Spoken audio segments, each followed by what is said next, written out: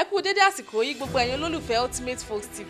Orúkọ tèmi ni Jimoh Miriam Ọpẹ́yẹmí. Ìròyìn lọ́lọ́kan òjọ̀kan ni mo mú wá fún yín lónìí. Ẹ jẹ́ máa já yín sí bó ṣe ń lọ lórílẹ̀‐èdè Nàìjíríà. Ìròyìn alákọ̀ọ́kọ́ tí màá kọ́kọ́ mú wá fún yín ni ìròyìn àgbà òṣèré kan tó ń jẹ́ Amina Eleha. Amina Eleha sọ pé iṣẹ́ tíátà ni ò jẹ́ kóun rí ilé ọkọ gbé ṣùgbọ́n òun kò kábàámọ̀.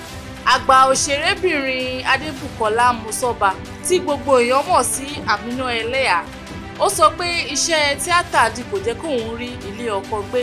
Ó ní lóòótọ́ òun ò rí ilé ọkọ gbé ṣùgbọ́n Elédùà fún òun ní ọmọ.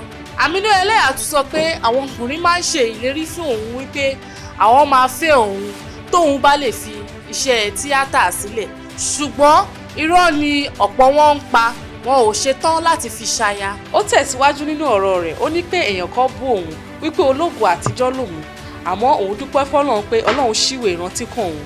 Ó tẹ̀síwájú nínú ọ̀rọ̀ rẹ̀, ó sọ wípé èèyàn kan bú òun wípé ológo àtijọ́ lòun.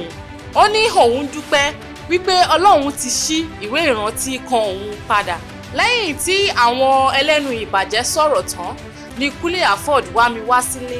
Gbajúmọ̀ òṣèré náà ṣàlàyé nínú ọ̀rọ̀ rẹ̀, ó wí pé yíya àwọn kan sọ́tọ̀ tí wọn kì í pè wọ́n sí iṣẹ́ mọ́ òun ló fà á tí ọ̀pọ̀ wọn fi ń ronú.